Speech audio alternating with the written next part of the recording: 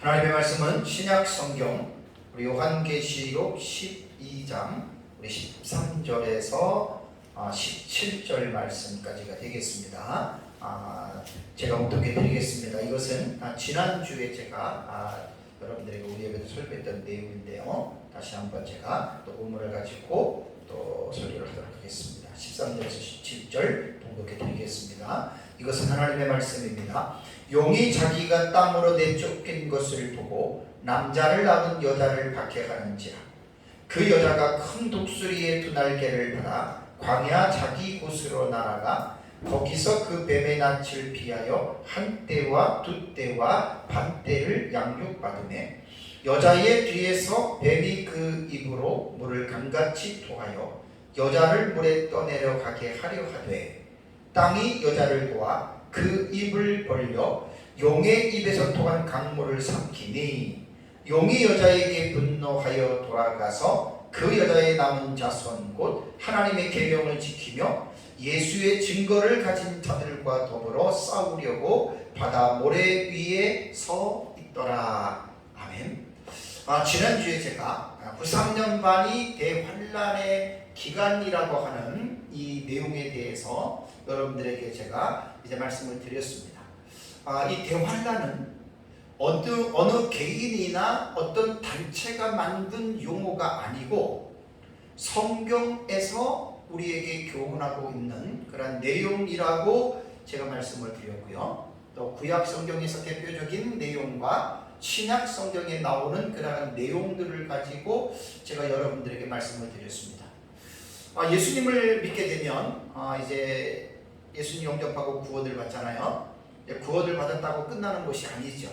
이제 성령의 감동으로 기록된 이제 하나님의 말씀이 구약 성경 39권, 신약 성경 27권, 66권의 성경을 통해서 하나님이 어떤 분인지를 알아가고 하나님이 우리에게 무엇을 교육하는지를 우리 그리스도인들은 성경을 통해서 우리는 지금 이제 하나님에 대한 그런 부분들을 배워가고 있습니다. 성경은 어느 한 부분을 말씀드린 것이 아니라 천지 창조부터 이 세상의 종말까지의 모든 내용들이 성경 안에 다 기록이 되어져 있습니다. 그래서 우리가 예수님을 믿으면 이 세상에 살아가는 동안에 성경을 통해서 성경이 우리에게 무엇을 교훈하는지를 더 폭넓고 깊게 성경을 공부하는 것이 우리들에게는 가장 중요한 일입니다. 특별히 이제 이 세상이 언제인지 모르지만 예수 그리스도께서 다시 오신다라고 하는 재림의 약속을 하시고 예수님께서 하늘로 올라가셨잖아요. 그러니까 그때가 그날이 언제인지는 아무도 알 수가 없습니다. 그래서 우리는 늘 깨어서 예수님의 재림을 기다리면서 준비하는 삶을 살아가라라고 하는 것이 신약 성경이 우리에게 교훈하고 있는 내용입니다.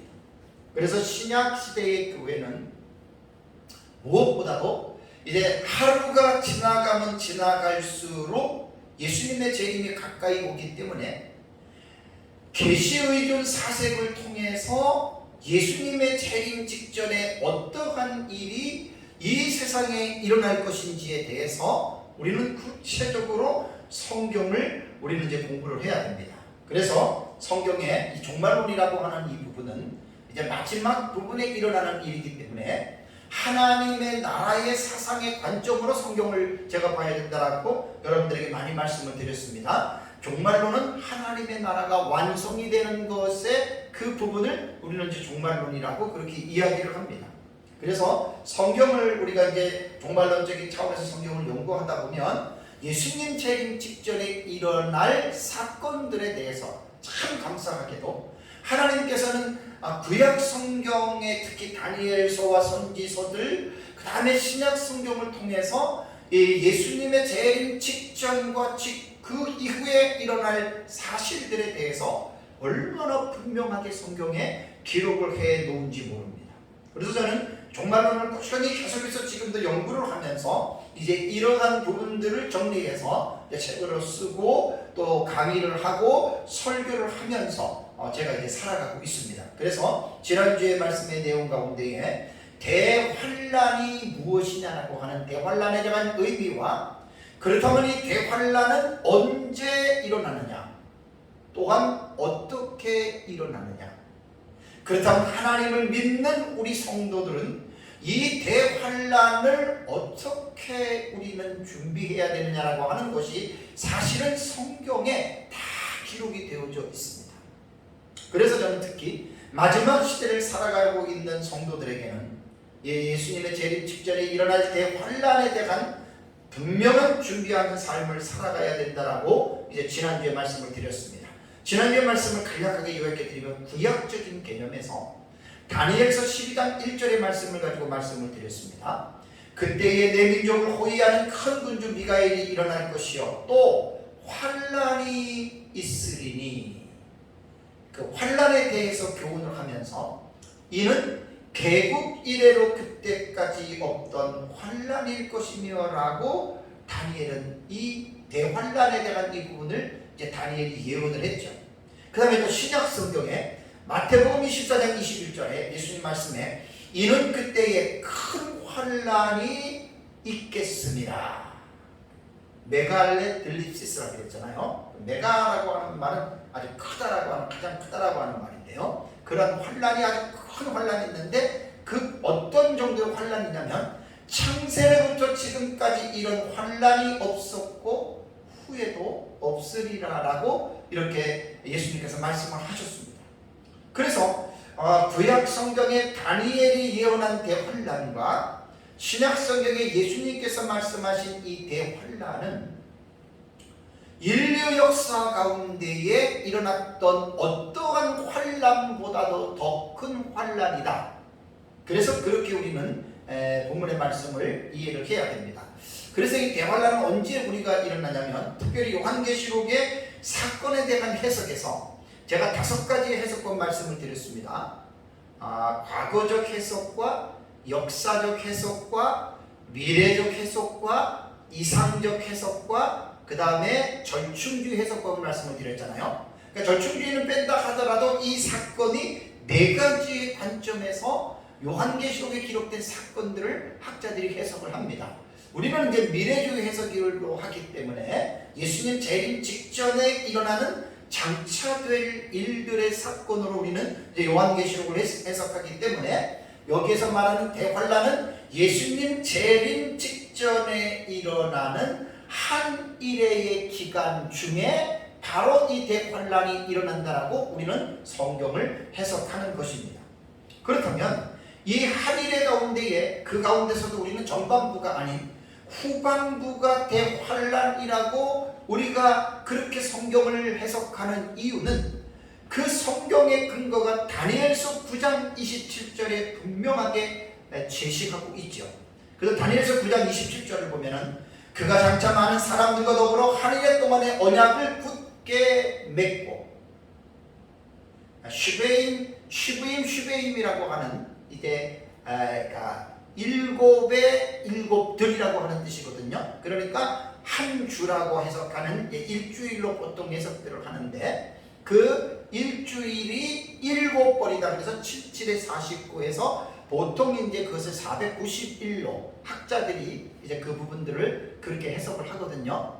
그런데 그 하루를 49일을 하루를 49일로 해석하는데 하루를 이제 1년으로 보면은 하루로 1년으로 보면은 7의 7들이니까 70 그렇죠. 70의 7이니까 490이죠.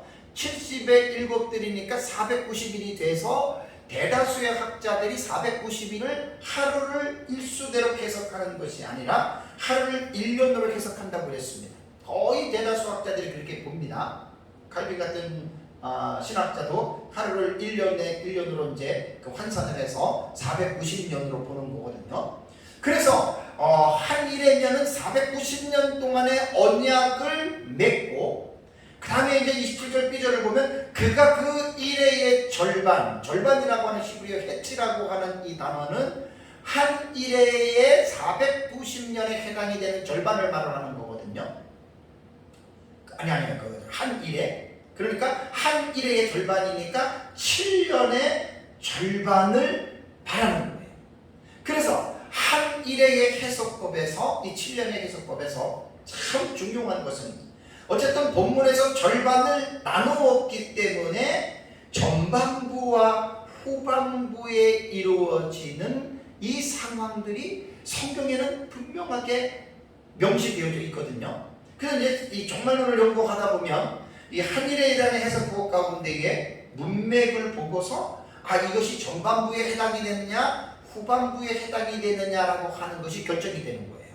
그래서 이제 7년을 절반으로 나눴기 때문에 우리는 전반부를 연으로 말을 하면은 3년 반이 되잖아요. 그죠? 그래서 전 3년 반이라고 이야기를 하고, 또 다른 표현은 다니엘과 요한계시록에는 한때, 두때, 반때라고 제가 여러분 지난주에 말씀을 드렸습니다. 지난주에는 제가 서울에서 우리 목사님들 대상으로 에스라 강의할 때 좀 더 자세하게 설명을 했거든요. 그런데 한때와 두때와 반때라고 하는 히브리어의 이돈이라고 하는 단어가 이단이라고 하는 단어가 그게 1년이라고 하는 뜻으로 해석이 되거든요. 그 다음에 이제 이단이라고 하는 것이 우리는 2년으로 해석을 하는데 그것이 때들이라고 복수라고 말씀을 드렸어요. 그러니까 원문상으로 볼 때는 2년으로 해석할 수 있는 부분이 아니에요. 두때는 그냥 한때와 때들과 반때라고 이렇게 해석을 해야 됩니다. 신약 성경에도 요한계시록 12장 그 14절을 보면 한때와 두때와 반때를 양육받는다는 말이 나오잖아요. 헬라어의 때라고 하는 단어는 카이로스라고 하는 단어를 썼습니다. 카이로스라고 하는 것은 때라고 하는 건데 시간으로 계산하면은 그것을 이제 1년으로도 그 번역이 되는 단어거든요. 그래서 신약 성경에도 보면은 한때 두때가 카이루스 카이루 해가지고 그것도 두때 2년으로 해석을 하면 사실 안 되는 단어예요. 마찬가지로 헬라어도 카이루라고 하는 이 단어는 때들로 복수로 해석을 해야 된다라고 말씀을 드렸습니다. 그렇다면 구약 성경과 신약 성경의 두때를 때들로 해석을 해야 되는데 우리말 성경에는 두때라고 2년으로 해석을 했잖아요. 그죠?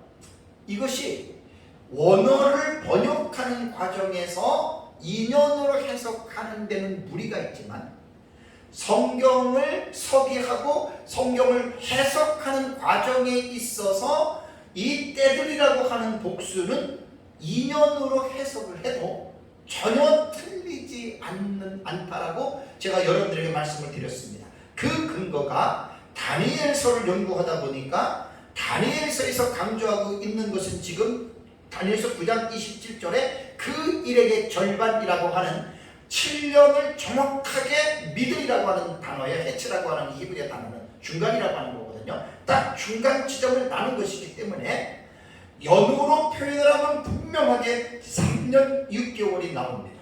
그래서 다니엘서의 한때, 두때, 반때는 1년, 그리고 연들, 그 다음에 6개월 이렇게 해석할 수 있는 내용이 아니에요.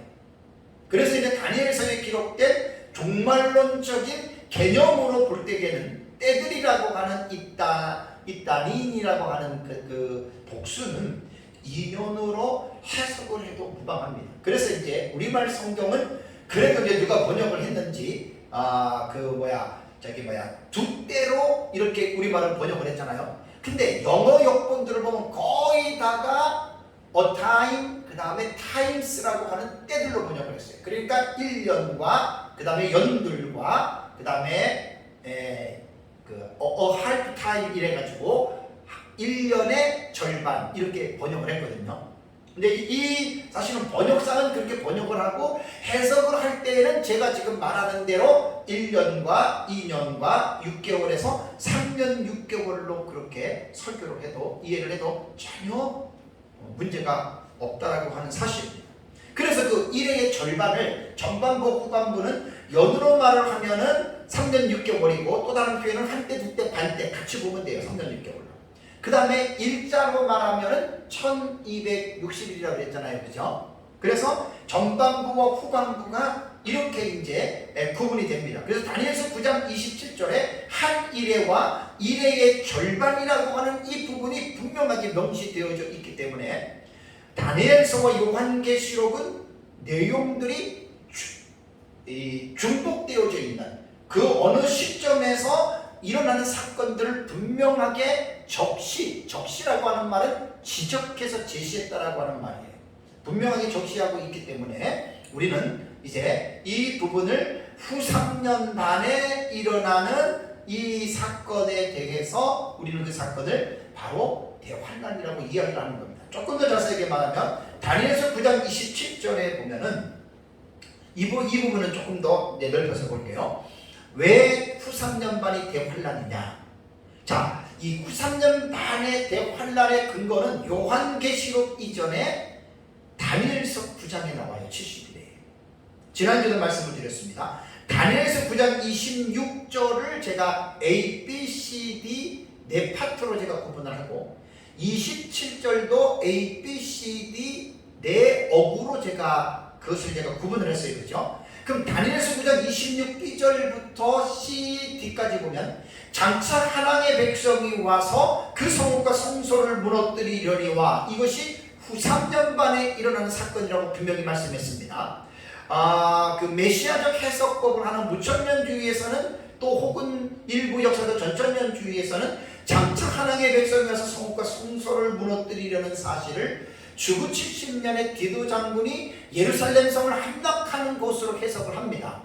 근데 우리는 미래적 해석을 지지하는 우리 역사적 전천년 입장에서는 뭐 그렇게도 볼 수 있다라고도 하겠지만은 우리가 보는 입장에서 장차 한 왕의 백성은 우리는 미래적인 사건으로 예수님 재림 직전에 93년 반에 일어나는 사실로 우리는 이 본문을 해석합니다.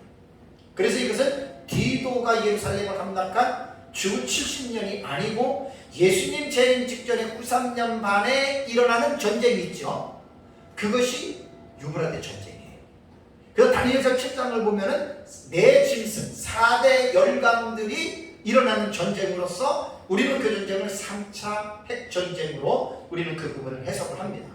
그리고 이제 26절 다니엘 9장 26절 시절에도 그의 마지막은 홍수에 휩쓸릴 같을 것이며 라고 말했을 때 여기에는 한 왕은 누구를 말하면 안티크리스토스 적그리스도를 말하거든요. 적그리스도의 마지막은 망하는 것이고 그 다음에 D절에도 또 끝까지 전쟁이 있으리니 황폐할 것이 작정되었느니라. 그래서 유브라데 전쟁이 계속해서 진행이 되다가 예수님 재림하실 때에 6번째 대접이 쏟아질 때 아마겟돈 전쟁이 일어나죠. 그때까지 전쟁은 이제 계속해서 끝까지 일어난다는 그 말입니다. 그리고 이제 27절 A절에 보면 이제 많은 사람들과 한 해 동안의 언약을 맺고 그가라고 하는 이 3인칭 남성 대명사는 26절 B절에 말하는 장차 한 왕 그를 바로 지적합니다. 그러고 나서 이제 27절 B절에 그가 그 일의 절반에 후 3년 후반부에요. 제사와 예물을 금지할 것이다. 여기서 이제 제사와 예물을 금지한다라고 하는 말이 이제 이스라엘 백성들에 관한 부분으로 우리는 이 부분을 해석할 수밖에 없습니다. 그 다음에 이제 시절에는 또 포악하여 가지는 것이 날개를 의지하여 설 것이다 라고 하는 것도 예루살렘 성전에 적그리스도가 앉아서 내가 하나님이라고 선언하는 그것이 바로 27절 시절에 해당이 되고 또 그 다음에 27절 D절에는 또 이미 정한 종말까지 진노가 황폐하게 하는 자에게 쏟아지리라. 끝날 때까지 진노가 적그리스도의 세력들에게 쏟아진다. 이것이 다니엘서 9장 26절과 27절에 기록된 후 3년 반에 일어나는 상황을 사실은 70일의 계시에서 적시한 거예요.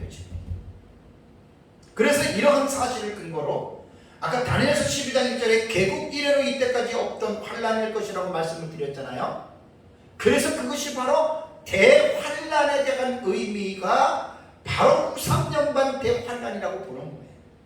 예수님께서 마태복음 24장 21절에도 말한 똑같은 그러한 개념으로 봐야 됩니다. 그래서 제가 지난주에 마태복음 25장 15절에 보면은 예수님께서 선지자 다니엘이 예언한 바 멸망에 가증한 것이 예루살렘에 선 것을 보거든 너희는 이제 조심해라. 그게 뭐냐면 예수님 재림주교 93년반 상황이에요. 그래서 마태복음 24장은 종말론장인데 마태복음 24장 1절부터 52절 끝까지의 그 내용들을 정확하게 어떤 시대에 어떤 시기에 일어나는 상황인지를 정확하게 이해하고 있어야 돼요. 그래서 이제 그 종말론의 신학적 입장에 따라서 우리는 미래적으로 보는 사건을 또 이제 어떤 신학 입장에서는 이제 AD 70년 디도 장군으로 해석하는 경우도 이제 종종 있다라고 제가 이제 여러분들에게 말씀을 드렸습니다. 그렇다면 누가 뭐라 하더라도 한일회가 역사 세계에서 재림 직전에 인류 세계 역사에 도래하게 되고 한일회는 두 시점으로 구분이 되고 93년 만에 대환란이 일어나는데 지난주에 제가 여러분들에게 뭘 강조했어요? 그렇다면 가장 중요한 것은 우리 입장에서는 뭐겠어요? 그 엄청난 미중유의 환란이 일어나는데 하나님을 믿는 교회, 구원받은 하나님의 자녀들은 어떠한 상태에 놓이게 되느냐? 여러분, 우리에게는 이것이 가장 여러분 중요합니다. 그래서 제가 지난주에 했던 설교를 이번 주에 또다시 반복하면서 너무 중요한 부분이기 때문에 제가 지금 다시 정리를 해드리는 거예요. 제가 하는 설교는 도표에 대한 설교거든요. 요 도표에 대한 설교가 지금 도표에 대한 책을 쓰는데 온 거가 지금 설교 내용이 그대로 들어갑니다. 자, 여기에 보시면 지금 후3년반, 지난주까지 후3년반이 시작될 때 동시다발적으로 일어나는 사건 제가 8가지 대해서 말씀을 드렸어요. 지난주까지. 여기서 오늘 설교는 요겁니다. 후3년반에 들어가면서 이 하늘색의 예비처가 있고 붉은색의 여자의 남은 자손들, 그 다음에 붉은색의 유대인의 남은 자손들, 요것이 후3년반에 구원받은 하나님의 자녀들이 처하고 있는 형편에 대해서 지금 말씀을 하고 있는, 지난주에도 말씀을 드렸지만 이 교회는, 성도들은 이 부분이 제일 중요합니다. 대환란 때에 구원받은 성도들은 그렇다면 어떤 형편에 처해지게 되느냐? 딱 3가지입니다. 첫 번째는 뭐냐? 예비처에 들어가는 성도들이 있다. 지난주에 말씀 기억나시죠? 예비처. 우리가 세상을 살아가면서 예비처라고 하는 말은 계시록 12장 6절 다시 한번 보세요. 계시록 12장 6절을 보면 그 여자가 광야로 도망하매 거기서 1260일 동안 그를 양육하기 위하여 하나님께서 예비하신 곳이다. 1260일을 해로 연수로 말하면 3년 6개월이에요. 우리는 문맥을 보고 이것은 후3년반에 일어난 일입니다. 전 3년반은 아니에요. 그 다음에 12장 14절도 그 여자가 큰 독수리의 2 날개를 받아 광야 자기 곳으로 날아가 거기서 그 뱀의 낯을 피하여 한때와 두때와 반때를 양육받으며, 그러니까 12장 6절과 12장 14절은 같은 내용이에요. 같은 내용을 약간 다르게 묘사했을 뿐입니다. 12장 6절에는 여자가 광야로 도망했다라고 하는 말은, 제가 도망이라고 하는 표고라고 하는 동사는 피신이나 혹은 사라지다로 번역하는 것이 내용상으로 볼 때는 가장 적절한 이런 단어라고 지난주에 말씀을 드렸습니다. 왜냐하면 여자가 누구냐라고 말을 할 때에는 여자는 초대교회 성도들입니다. 구원받은 성도들. 그 중에서도 하나님의 말씀에 순종해서 황충화 때에 믿음으로 승리한 자들, 이들이 후3년반 대환란 때에 세상의 환란으로 떨어지지 아니하고 하나님께서 그 환란을 보호하시는 하나님의 예비처, 헤토이마조 포토스, 하나님께서 대환란 가운데에 영향을 받지 않는, 하나님께서 그 여러가지 공간 가운데에 하나님이 특별하게 세우신, 만드신 그 공간을 헤토이마조 포토스라고 합니다. 하나님이 예비하신 곳. 그래서 12장 6절에는 하나님이 예비하신 곳이라고 이렇게 이제 번역을 했죠. 헤토이마조 포토스. 예수를 믿으면서 마지막 때에 예수님 재림 당시에 살아가고 있는 성도들은 이 첫 번째 말하는 예비처에 들어갈 수 있는 성도들이 되어야 됩니다. 이게 사실 요한계시록에서 하나님은 이걸 강조하고 있는 거예요. 성도들에게. 우리는 지금 세상에 살면서 예수님의 재림에 대해서 여러분 우리가 깊이 생각하고 있습니까? 신약시대 교회가 예수님의 재림을 예수님께서 말씀하신 대로 오매불망 학수고대하면서 주여 아멘 주 예수의 오시옵소서 이렇게 정말 그 주님의 재림을 갈망하면서 살아가는 지금 성도들이 얼마나 되겠습니까?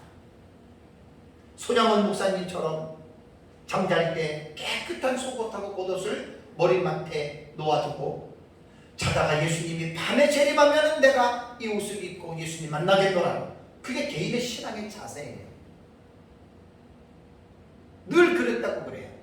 먼 하늘 이상한 구름만 봐도 행여나 내 주님 오시는가에 항상 재림에 대한 의식을 가지고 손양원 목사님은 사셨다고 해요. 사실 신약시대 성도들이 이 세상을 살아가면서 이러한 가장 중요한 재림에 대한 중심적인 사상을 가지고 살아가야 됩니다. 이것이 교회가 가져야 할 신앙적 자세인데 너무나 안타까운 것은 오늘날 교회 강단에서 예수님의 재림에 대한 메시지가 그냥 가뭄에 콩나듯이 전해지고 있다고 하는 사실. 이단과 사입이 이 종말론자들, 시한부 종말론자들은 늘 재림 문제가 많지. 그렇지만 재림에 대한 의식은 고취를 시켜줘야 되는 겁니다. 그것이 신약 성경이 우리에게 말을 하고 있는 것입니다. 그래서 성경에 보면 여기에서 12장 6절에 1260일 12장 14절 한때 두때 반때는 똑같이 후 3년 반에 3년 6개월에 일어나는 것들을 일자로 표현했고 연으로 표현했다라고 하는 그러한 사실입니다. 우리가 이 세상을 살아가면서 여러분 이 시간에 대한 개념을 여러분들은 분명하게 기억을 하고 계셔야 됩니다. 지난주에 제가 시간에 대해서 조금 말씀을 드린 것을 제가 말씀을 드릴게요.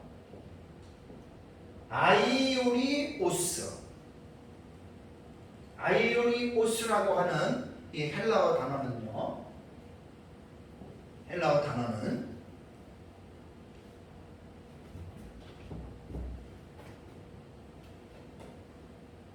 그 시간을 설명할 때에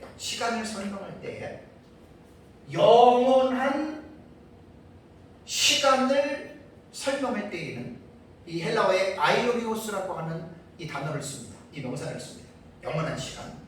그 다음에 우리가 이 세상을 살아갈 때 우리가 이 세상을 살아가면서 사용하는 물리적인 시간 있죠. 이것이 크로노스라고 그래요. 크로노스. 이 크로노스라고 하는 이 단어는 어떤 뜻이냐면은 그 물리적인 시간입니다. 그러니까 우리가 이 세상을 살아가면서 우리가 사용하고 있는 24시간, 그 다음에 1년, 이런 10년 이런 거 있잖아요. 이게 물리적인 시간을 말을 할 때 우리는 크로노스라고 이 헬라어에서는 이 단어를 구분해서 씁니다. 다음에 이제 카이로스라고 하는 단어에 대해서 제가 말씀을 드렸잖아요. 카이로스라고 하는 단어는 무슨 뜻이냐면 특정한 시간을 설명할 때 특정한 시간. 그러니까 성경에 보면 왜냐하면 이 카이로스라고 하는 단어가 여러분 너무나 중요하기 때문에 그래요. 예수님이 재림하시기 직전에 한 일에 전 3년 반, 후 3년 반 이런 것들 있잖아요. 그 다음에 예수님께서 인간의 육체를 입고 이 세상에 성육신 하신 사건, 또 예수님께서 십자가에 죽으신 사건, 부활, 승천, 재림, 이 모든 것들은 크로노스나 아이오니오스라고 하는 시간적인 개념으로 받아들이는 게 아니라 이 카이로스의 개념으로 받아들여야 돼요. 그러니까 특정한 어떤 사건이라고 하는 말이죠. 그러니까 지금 여기에서 후 3년 반 한일이라고 하는 이 시간들은 물리적인 시간인 크로노스의 이 시간적인 상황에서 그 어느 특정한 때에 카이로스라고 부르는 거예요. 이 특정한 시간의 때에 하나님의 역사가 이루어지는 거예요. 그래서 한 일이라고 하는 이 기간도 똑같은 7년이지만 크로노스라고 하는 물리적인 시간 속에서 하나님의 역사를 이루는, 그 하나님의 뜻을 이루는 특별한 그러한 시기이기 때문에 우리는 이 개념을 카이로스라고 하는 이러한 개념으로 여러분 우리는 생각해야 됩니다. 그래서 헤토이마즈 포토스라고 하는 이 하나님이 예비하신 예비처의 개념도 우리는 크로노스의 시간 속에서 하나님의 카이로스의 때에 이루어지는 사건으로 여러분 우리는 받아들여야 됩니다. 예수님께서 승천하시고 지금까지 예수님 재림하지 않으셨잖아요. 약 2000년이라고 하는 시간이 지났어요. 크로노스라고 하는 물리적인 시간으로 볼 때는 엄청나게 긴 시간이지만 그 크로노스의 시간 속에서 하나님께서 작정하신 그 카이로스의 때는 아직 안 왔습니다.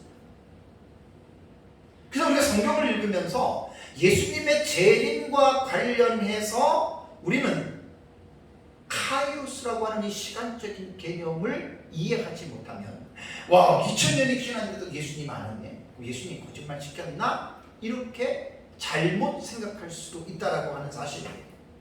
그래서 이 후 3년 반의 대환란 때에는 여자가 광야로 피신했죠. 그 다음에 독수리의 날개를 통해서 그 광야 자기 곳으로 날아갔다라고 그랬잖아요. 그렇죠? 여기에 보면 11장 14절에도 자기 곳이라고 하는 이 말도 아우토스 인칭되는 그 대명사거든요. 하나님 그 자신을 위한 곳이에요. 이것이 바로 12장 6절에서는 하나님께서 예비하신 것, 똑같은 그런 의미입니다. 그래서 이제 거기에서 이제 3년 만에 이들이 대환란에 조금도 영향을 받지 않아요. 그래서 예수님 마태복음 보면 머리털 하나도 상하지 아니한다 그랬죠. 그 성도들을 말합니다. 사실 그 머리털 하나 상하지 않는다, 이거 해석하기 되게 힘든 용어예요. 어느 시대에 어디에다가 그 말씀을 해석해야 될지를 아주 애매한데, 3년 반 대환란의 예비처에 들어가 있는 성도들에게 그 본문을 적용시키면 너무나 정확합니다. AD 70년에 디도 장군이 예루살렘 함락할 때 거기에 뭐 머리털 하나 상처 아니했나요? 얼마나 많은 사람이 죽었는데.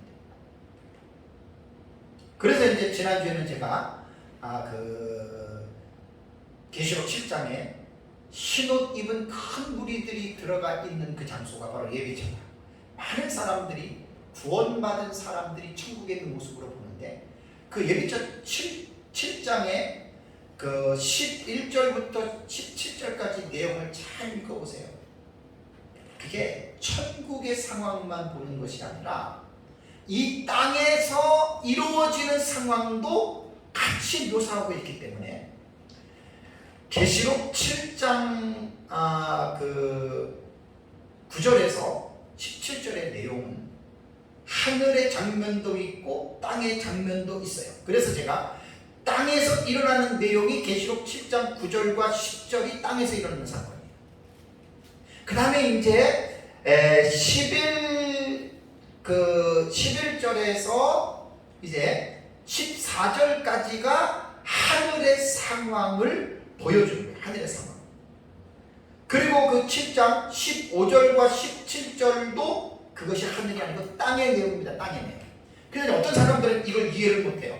제 책의 요한계시록 주의에 보면은 이 부분을 제가 잘 해석을 해놨습니다. 그래서 우리는 뭘 생각해야 되냐면, 3년 반 대환란에 우리가 예비처를 들어가서 보호받는 성도가 있다. 이것 꼭 잊지 마셔야 돼요. 다음에 두 번째는 예비처를 들어가지 못하는 성도들, 지난주에 말씀을 드렸죠. 이 예비처를 들어가지 못하는 성도들을 가르쳐서 17절에 뭐라 그랬죠? 여자의 남은 자손들이라고 이렇게 제가 말씀을 했습니다. 자, 여기에서 오해하면 안 될 중요한 사실이 있습니다. 9~3년 반 대환란에 예비처에 들어가서 머리털 하나도 상치 않고 하나님의 보호 안에 있는 성도들이 있는가 하면, 예비처를 들어가지 못하는 성도들은 후삼연반 개활란에 떨어져서 엄청난 고난을 받고 많은 성도들이 죽임을 당한다 그랬어요. 어떤 사람들은 이 본문을 구원론으로 해석하는 사람들이 있어요.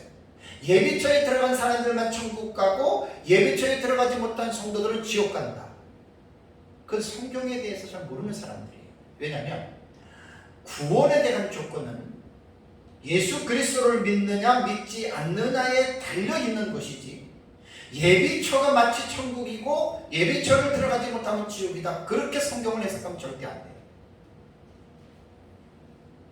그래서 예비처를 들어가지 못하는 사람도 적그리스도에 의해서 죽임을 당해도 천국 갑니다. 왜? 지금 우리가 죽으면 영원히 천국 가듯이 천국 가요. 마지막 날 다 부활합니다. 그래서 이제 이 예비처에 들어가지 못한 성도들을 가르쳐서 우리는 지옥 같다라고 성경을 해석한다면 그것은 참 잘못된 궤변이다라고 하는 것 기억을 해야 됩니다. 그러면 예비처에 들어가지 못하는 성도들, 여기 도표에 보면은 빨간색 있죠? 두 부류의 두 부류. 여자의 남은 자손들과 유대인의 남은 자손들, 요 두 부류를 꼭 이해를 해야 됩니다. 자, 여자의 남은 자손들은 제가 지난주에 여러분들에게 설교를 했습니다. 좀 간단하게 제가 요약을 해서 말씀을 드릴게요. 17절을 보시면 용이 여자에게 분노하여 돌아가서 그 여자의 남은 자손 그랬잖아요. 그죠? 여기에서 이 여자의 남은 자손을 올바르게 이해를 하려면 요한계시록 12장이 무슨 내용인지를 기본적인 윤곽을 잡아야 돼요. 12장 1절을 보면 해로 옷 입은 여인이 나오죠. 그죠? 해로 옷 입은 여자. 해석마다 다 다르지만 우리는 해로 옷 입은 여자를 진실한 교회, 그러니까 예수님께서 거하시는 촛대교회라고 그랬죠. 촛대교회라고 하는 말은 뭐냐면 계시록 1장 12절 13절 14절 15절 쭉 보면은 촛대 사이에 거하시는 예수님, 그 촛대가 뭐냐면 일곱 교회거든요.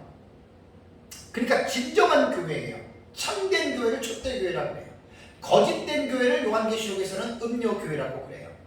그래서 예수님께서 내주하시는 교회가 촛대교회인데 해로 옷 입은 여자는 교회란 말이에요. 근데 그 교회가 광야로 피신했다. 12장 6절에. 그것이 바로 예비처에 들어간 성도들을 말하는 거예요. 그래서 그 17절에 그 여자의 뭐라고요? 남은 자손. 그 여자는 뭐지요? 해로 옷 입은 교회, 촛대교회 성도들 가운데에 분명하게 어떻게 됐습니까? 제외된 사람이에요. 그러니까 해로 옷 입은 여자 촛대교회라고 하는 이 공동체에서 그 공동체 안에 들어가지 못하고 그들과 분리된 세퍼레이티드예요. 구별된 거예요. 들어가지 못한 거예요. 예비처를.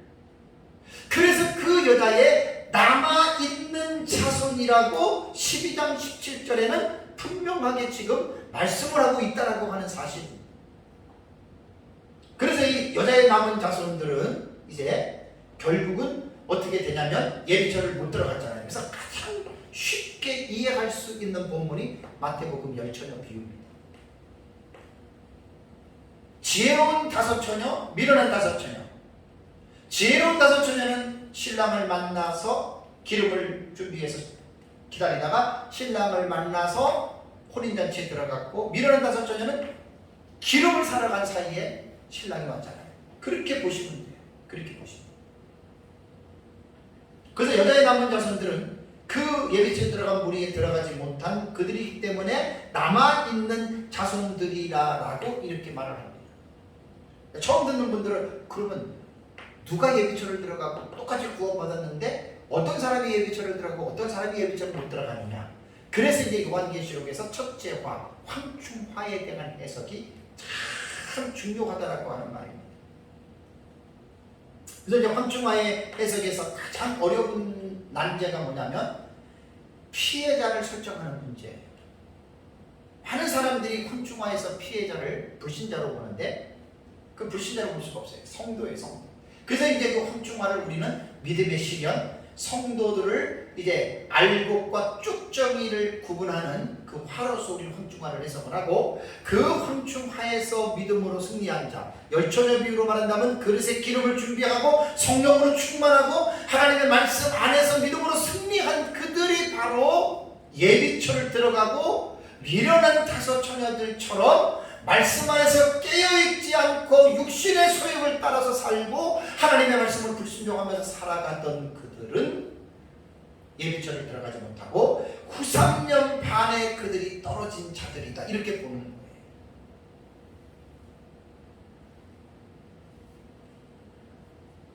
그래서 저는 요한계시록을 연구를 하면서 교회의 성도들이 가장 관심을 가져야 될 부분이 지난주의 설교와 이번 주 설교입니다.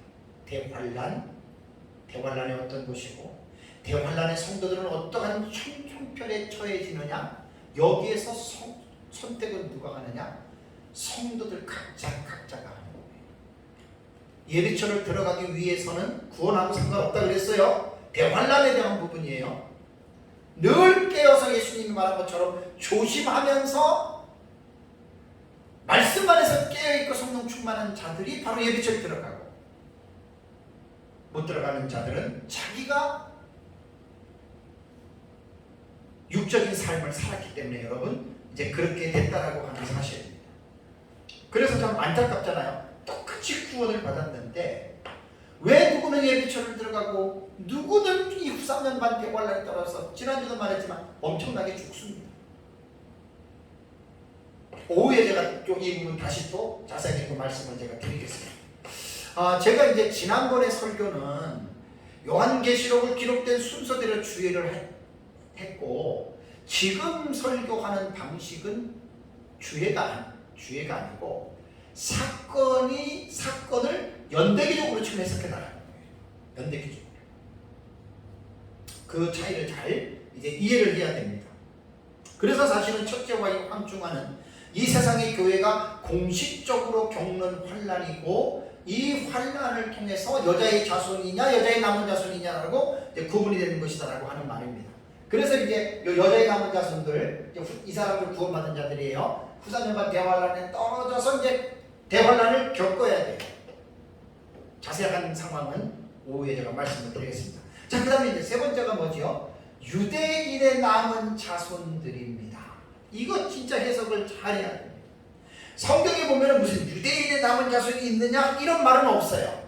그런데 요한계시록의 본문 안에서 이 유대인들이라고 하는 이스라엘 백성들의 구원 문제를 보지 못하면 큰일이 납니다.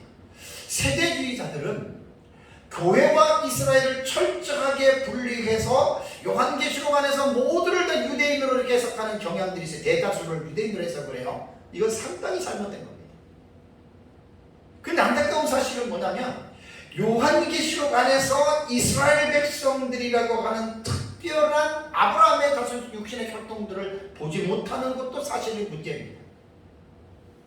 그래서 이제 유대인의 남은 자손들이 93년간 대환란에 떨어지는 이 근거는 70일의 계시를 기본적으로 이해를 해야 되는데, 언제 좀 이따 말씀을 드릴게요. 자, 그렇다면 이제 성경을 보면 아브라함의 자손인 이스라엘 백성들에 대한 이해가 참 중요합니다. 신약시대에.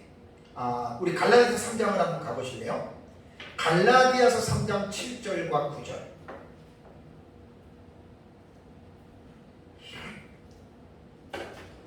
갈라디아서 3장 7절과 9절을 보시면, 그런즉 믿음으로 말미암은 자들은 아브라함의 자손인 줄 알지어다.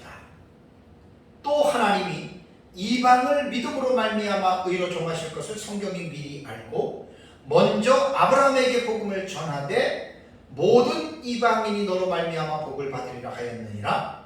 그러므로 믿음으로 말미암은 자는 뭐라 그랬습니까?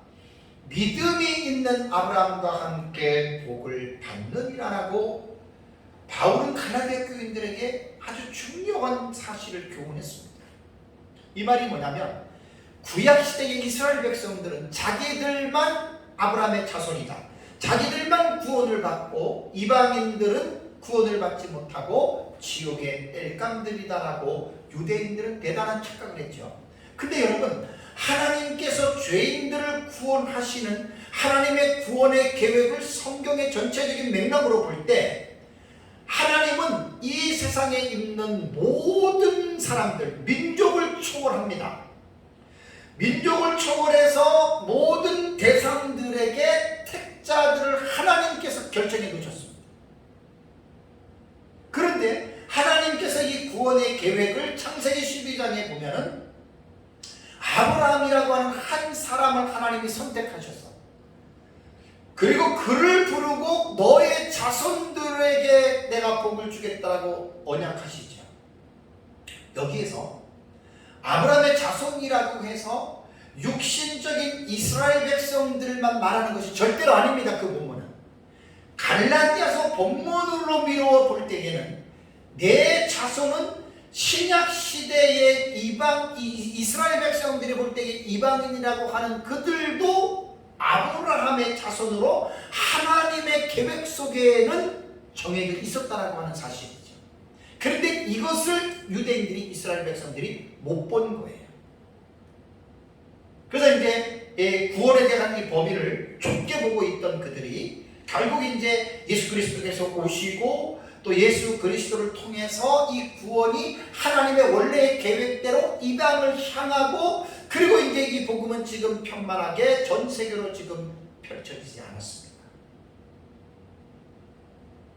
여기서 중요한 것은 뭐냐면 신약 시대의 이방인들도 예수 그리스도를 믿는 자들은 영적인 아브라함의 자손인 이스라엘 백성들로 하나님께서 인정하신다라고 하는 사실을 잊어서는 안 된다는 거예요. 자, 그렇다면 다시 다니엘서 9장 24절로 돌아가면 70일의 계시에서 처음에 뭐라 그랬죠? 내 백성과 내 거룩한 성을 위하여 이른 이래를 기한으로 정하였나니라고 말을 하잖아요. 자, 분명하게 이 다니엘서 9장 24절에서는 내 백성과 내 거룩한 성을 다니엘의 백성과 다니엘의 백성들이 거처하고 있는 거룩한 성, 예루살렘 성, 예루살렘 성전을 지금 말하는 거예요.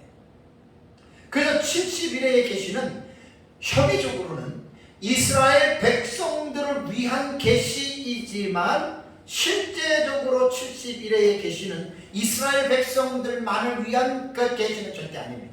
물론 이스라엘 백성들에 대한 그 내용이 들어가 있지만 70일에 일어나는 사건과 그 상황들을 보면은 신약시대에 구원받을 성도들도 그 안에 다 포함되어져 있습니다. 넓게 볼 때. 그래서 70일의 계시의 수신자는 내 백성과 내 거룩한 성이라고 말을 했을 때에 이스라엘 백성들에 관한 운명이기는 하지만 세대주의자들이 말하는 것처럼 이스라엘과 교회를 철저하게 분리해서 그것 자체를 완전히 이스라엘 백성들에게만 해당이 되는 계시로 해석하는 것은 반드시 문제가 된다라고 하는 말입니다. 그래서 세대주의 종말론자들이 교회와 이스라엘 백성들에 대한 철저한 이 분리가 성경의 해석을 잘못 해석할 수 있는 이러한 잘못을 이제 범하고 말았죠. 그래서 이 70일의 계시는 협의적으로는 이스라엘 백성들의 운명이지만 넓게 본다면 광의적인 면으로 볼 때에는 이 70일의 계시는 이 세상에서 이 70일의 계시가 나타날 때에는 유대인들뿐만이 아니라 신약교회의 성도들도 이 안에 들어가 있다라고 하는 것을 절대로 잊어서는 안 됩니다. 그래서 이 70일의 계시를 유대인들에게 이스라엘 백성들에게만 해당이 됐다라고 하는 본문을 해석하다 보니까 세대주의가 7년 환란 전에 교회는 여기에서 해당되지 않고 이제 공중으로 휴거됐다라고 하는 어이없는 성경 해석을 그들이 실수를 했던 거예요. 세대주의자. 구약의 주경학자인 카일의 주석도 제가 70일의 계시를 연구할 때 많이 참고했는데 카일도 이 70일에 대한 계시는 이스라엘 백성들만은 위한 계시라고 하는 말은 찾아볼 수 없다라고 그렇게 말을 했습니다. 그래서 성경을 우리가 볼 때에 겉으로 드러난 내용도 표면적인 내용도 있지만 이면적으로 성경 전체를 연결해서 해석할 수 있는 그런 성경적 지식이 반드시 여러분 우리에게 필요합니다. 그래서 저도 카일의 견해대로 70일의 본문이 이스라엘 백성들만을 위한 본문은 해석이 아니다라고 저도 그 견해에 동의를 하면서 저는 이제 신약시대의 교회도 이제 이 계시 안에 나는 이제 들어가 있다라고 저는 그렇게 제가 이제 보고 있다라고 하는 사실입니다. 왜냐하면 여러분 70일의 계시를 잘 살펴보세요. 내 백성과 내 거룩한 성을 위하여 이런 이래로 기한을 정하였다고 말을 하고, 지극히 거룩하신 이가 어떻게 됩니까? 기름 부음을 받지요. 그 기름 부음을 받는다. 또 기름 부음 받은 자가 어떻게 해요? 끊어진다라고 하는 말이 나오죠. 그죠? 네? 거기에서 말하는 기름 부음을 받고 기름 부음을 받은 자가 끊어진다라고 말을 하며, 또 그 다음에 기름 부음 받은 자가 일어난다라고 하는 70일의 본문에는 3개가 나옵니다. 여기서 다 기름 부음 받은 자는 누구냐? 다 메시아입니다. 다 예수 그리스도를 말합니다. 그래서 다니엘서 9장 24절에 기름 부음 받은, 여기 보면 그 거룩한 이가 기름 부음을 받는다라고 하는 24절의 이 말씀을 메시아의 재림으로 해석을 하고, 그 다음에 25절에서 기름 부음 받은 자 왕이 일어난다라고 하는 이 말은 메시아의 공생의 사역을 말하는 것이고, 그 다음에 기름 부음 받은 자가 끊어질 것이라고 하는 26절의 기름 부음 받은 자의 끊어짐은 메시아의 죽으심을 이야기를 하는 거예요. 그러니까 71회의 본문에 반드시 신약적인 의미에서 메시아의 공생애와 죽으심과 그 다음에 메시아의 재림에 관한 내용이 71회 본문에 들어가 있기 때문에, 그 다음에 이제 26절 B절부터 후삼년반에 일어나는 사건이기 때문에 꼭 이스라엘 백성들만 해당이 된다라고 주장할 수 없다라고 하는 사실입니다. 그러니까 성경을 폭넓게 보셔요. 다니엘서 12장 1절에도 개국 이래로 이때까지 없던 환란이라고 해서 이 대환란은 이스라엘 백성들만 당하는 환란입니까? 아니잖아요. 그래서 세대주의자들은 이게 문자적 해석만 고집을 하기 때문에 그 12장 1절에도 대환란에서 이스라엘 백성들만 대환란을 받는 상황이기 때문에 교회는 7년 환란 전에 공중으로 휴거돼서 신약의 교회는 환란 안 받는다. 이렇게 성경을 어거지로 해석을 한 거예요. 70일의 계시는 유대인들에게만 주어진 계시라고 보면 안 됩니다. 왜냐하면 다니엘서를 보면 정통 유대인들에게는 이 계시가 가려졌어요. 지금도 정통 유대인들 이스라엘 백성들은 70일의 다니엘의 계시를 절대 이해 못해요. 왜냐하면 예수님 재림 때까지 계시가 감추어졌다라고 말을, 봉합이 됐다라고 말을 했거든요. 그래서 우리는 93년반 대환란에 교회만 보지 말고 육신적인 혈통인 이스라엘 백성들을 우리는 요한계시록 안에서 이들을 볼 수 있는 성경적인 지식과 신학적 지식이 있어야 돼요. 그래서 제가 도표에 유대인들의 남은 자손들을 딱 집어넣는데, 자, 성경적인 근거를 말씀을 드리겠습니다. 자, 로마서 9장으로 한번 넘어가 보세요. 로마서 9장. 제가 그러잖아요. 요한계시록은 요한계시록만 가지고 해석이 안 됩니다. 성경 전체를 아울러야 됩니다. 우리는 이제 구약 성경부터 종말론이 이어지니까 아브라함의 육신의 자손들인 이스라엘 백성들의 운명을 우리는 어떻게 이해해야 되느냐. 그래서 사도 바울이 하나님께서 이스라엘 백성들을 향한 계획을 로마서 9장과 11장에 말을 했는데, 로마서 9장 1절과 3절을 우리 같이 한번 읽겠습니다. 같이 한번 읽겠습니다. 내가 그리스도 안에서 참말을 하고 거짓말을 아니하노라. 나에게 큰 근심이 있는 것과 마음에 그치지 않는 고통이 있는 것을 뭐라고요? 내 양심이 성령 안에서 나와 더불어 증언하노니 나의 형제 곧 골육의 친척을 위하여 내 자신이 저주를 받아 그리스도에게 끊어질지라도 원하는 바로다. 자, 우리는 로마서에서 바울이 하는 이 말의 의미가 무엇인지를 9장과 10장과 11장의 이 의미가 얼마나 중요한지를 이 본문을 이해를 해야 됩니다. 그러니까 바울이 그리스도 안에서 참말을 하는 내용이 뭡니까? 나에게 큰 근심이 있는 것을 말하는 거예요. 그리고 자기 마음에 그치지 않는 계속적으로 고통이 지금 진행되고 있는 것을 말을 하는데, 그 말이 내 양심이 성령 안에서 증언을 하는 것인데 하나입니다. 나의 형제 곧 골육의 친척. 바울의 육신으로는 이스라엘 백성이잖아요. 베냐민 지파잖아요. 그러니까 민족의 구원의 문제를 놓고 이스라엘 민족의 구원을 놓고, 왜냐하면 바울 당시에는 신약 시대고 이미 복음이 이방인들에게 전해졌고 바울은 이방인들의 사도로 부름을 받았기 때문에 이방인들 중에서도 하나님의 택한 자들이 복음을 받아들이는, 이제 구원의 영역이 쉽게 말하면 전 세계적으로 확장이 된 거예요. 팬데믹이 전 세계적으로 확장이 되는 거예요. 구원의 문제. 그러면 이스라엘 백성들은 예수 그리스도를 믿지 않고 거부하고 예수 그리스도를 십자가에 못 박아 죽였기 때문에, 그럼 이스라엘 백성들은 그것으로 역사가 끝났나요?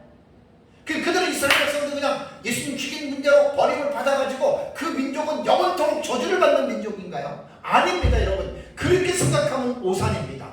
그래서 사도 바울은 이방인들의 사도로 부름을 받고 이방인들에게 복음을 전하면서도 자기의 형제 골육의 친척인 이스라엘 백성들에게 대한 운명에 관한 부분을 로마서 9장과 10장과 11장에 쭉 기술을 했어요. 자, 다 볼 수는 없지만 그 9장부터 10장과 11장을 쭉 여러분 읽어보시면 뭐라고 바울이 이야기를 하냐면, 하나님의 구원은 너희들만을 위한 구원이 아니다. 그러니까 이스라엘 백성들이 오해하고 있잖아요. 육신의 혈통이 자기들만 구원받은 것으로 착각을 하고 있는데, 바울이 지금 이스라엘 백성들에게 깨닫게 해주는데 일침을 가하는 거예요. 하나님의 구원의 계획은 너희들에게서만 세워진 것이 아니라 모든 이방들에게 구원이 하나님의 프로그램 속에는, 프로젝트 속에는 들어있다라고 지금 말하는 거예요. 그러면서 이제 바울이 그 장에서 뭘 얘기를 합니까? 여기서 이제 이스라엘 백성들이 하나님의 어떤 불의 때문에 이들이 그 부분에 대해서 이제 하나님께 이제 이렇게 실문하는 내용이 나오죠. 그러니까 이제 바울이 거기에서 토기장의 비유를 말한 거예요. 바울이 토기장의 비유를 말하면서 그것이 9장에 나오잖아요. 토기장이가 진흙을 가지고 처음에 쓸 것과 귀에 쓸 권한이 없느냐? 그 예레미야의 설을 가지고 이용을 하죠. 그러니까 구원은 하나님이 행하신다. 그러니까 너희들만 하나님이 구원하려고 계획한 게 아니라 이방인들도 하나님의 계획 속에 있었다. 그러면서 그들을 이해시키는 거예요. 이방인들의 구원에 대해서 시기하고 이방인들의 구원에 대해서 아니라고 거부하는 그들을 향해서 바울은 유대인들, 이스라엘 백성들을 향해서 지금 그것을 말을 하면서 하나님의 구원 계획 속에는 이스라엘 백성도 들어가 있다라고 하는 이 사실을 분명하게 교훈하고 있습니다. 그리고 마지막으로 육신의 혈통인 이스라엘의 구원에 대해서 말을 합니다. 자, 어디냐면 11장으로 이제 넘어가 보세요. 9장과 10장 너무 중요합니다. 9장, 10장, 11장이. 거기서 이제 11장 25절을 볼까요? 25절에서 27절에 이런 내용이 있습니다. 형제들아, 너희가 스스로 지혜 있다 하면서 이 신비를 너희가 모르기를 내가 원하지 아니하노니 그랬습니다. 너희가 스스로 지혜 있다 하면서 이 신비를 너희가 모르지 않는다고 하면서 이 신비를 지금 말해주는 거예요. 이스라엘 백성들에 대해서 그들의 이 하나님의 신비를, 그러면서 이 신비는 이방인의 충만한 수가 들어오기까지 이스라엘은 어떻게 된다고요? 더러는 우둔하게 된 것이야. 이게 그 이방인들의 구원에 대해서 이스라엘 백성들에게 마지막 결론적인 부분을 바울이 지금 끝에서 말해주는 거예요.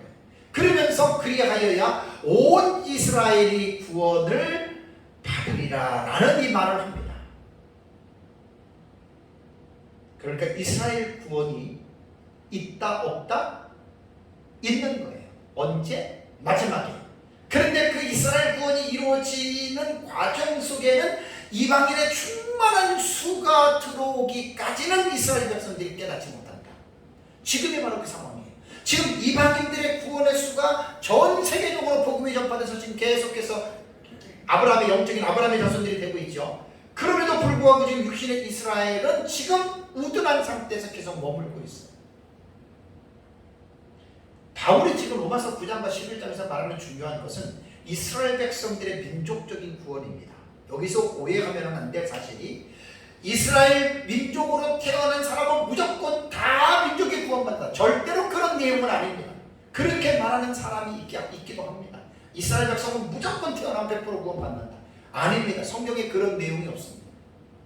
이스라엘 백성들 가운데 하나님의 택한 자는 어느 시대든지 있었습니다.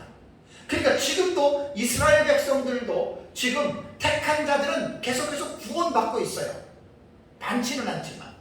그러다가 지금 바울이 말하는 온 이스라엘이 구원을 받는다라고 하는 말은 언제냐면 기가 막힌 게 요한계시록에서 보면은 예수님께서 재림하시기 직전에 이스라엘 백성들이 온 이스라엘이 구원을 받는데 전체가 구원받는 게 아니에요. 생명책에 기록된 이스라엘 백성들 그거를 한정해서 말하고 있다라고 하는 사실입니다.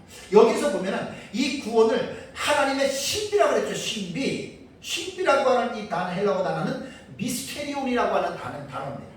우리 미스테리라고 그러잖아요. 그죠? 헬라어 단어는 미스테리온인데 이 비밀이라고 하는 단어입니다. 이 미스테리온은 신약 성경에 27번이 나오는데 이게 제가 원어 사전에서 들어가 보니까 이거는요 상당히 중요한 게 이 미스테리온이라고 하는 이 단어 용어를 이해하기 위해서는 신약 시대까지 발전한 의미의 전 범위를 살펴봐야 된다라고 이렇게 그 사전에는 있더라고요. 그러면서 이 미스테리온의 헬라어적 개념에서 죽음과 삶의 문제는 인간의 이성으로 접근할 수 있는 문제가 아니라 그랬잖아요. 인간의 이성으로 접근할 수 있는 그런 문제가 아니기 때문에 이것이 신비라는 거예요. 이것이 여러분 비밀이라는 거예요. 그래서 결론적으로 말을 하면 이 미스테리오는 뭐냐면 본질적으로는 그리스도 안에 하나님의 구원의 행위를 가르친다라고 이렇게 설명을 하더라고요. 물론 다른 신비도 있겠지만 이제 그 원어 사전에는 이렇게 표현을 하고 있습니다.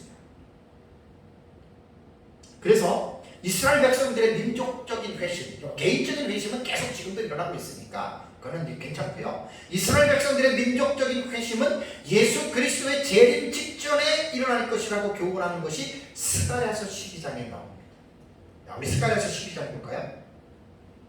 구약성경 스가랴서 12장 8절과 11절을 보면 참 이게 예수님 재림 때에 나타나는 상황을 하나님이 스가랴를 통해서 예언하게 한 거거든요. 자, 스가랴 12장 8절과 11절에 보면 그날에 여호와가 예루살렘 주민을 보호하리니 그날이 언제입니까? 하이요 그날은 바로 예수님의 재림날 세상 멸망날이에요. 예루살렘 주민을 보호하리니 그 중에 악한 자가 그날에는 다윗 같겠고 다윗의 족속은 하나님 같고 무리 앞에 있는 여호와의 사자 같을 것이라. 그러면서 예루살렘을 치러 오는 이방 나라들을 그날에 내가 멸하기를 힘쓰리라.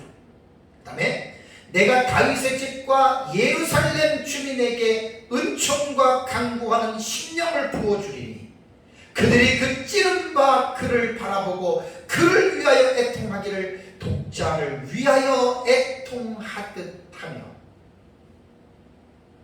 해석하기가 참 어려운 본문이잖아요. 이게 예수님의 재림의 상황이에요. 그들이 그 찌른 바를 예수님 십자가에서 찌른 사람들이 누굽니까? 이스라엘 백성들입니다. 그러니까 그 민족의 미래를 예언하는 거예요. 그러면서 11절에 뭐라고 얘기를 합니까? 그를 위하여 통곡하기를 장자를 위하여 통곡하듯 하리로다. 그 다음에 뭐라고 그랬죠? 그날에 예루살렘에 큰 애통이 있으리니. 우리 역사도 전천년 종말론 입장에서 학자들은 이 본문을 예수님 재림으로 해석을 하고 그날에 예루살렘에 큰 애통이 있다라고 하는 말이 이스라엘 바울이 말한 로마서 11장에서 말한 온 이스라엘이 구원을 받는 마지막 타임으로 보는 거예요. 이게 다니엘서 9장 70일의 계시와 24절에 나오는 그 내용과 똑같습니다.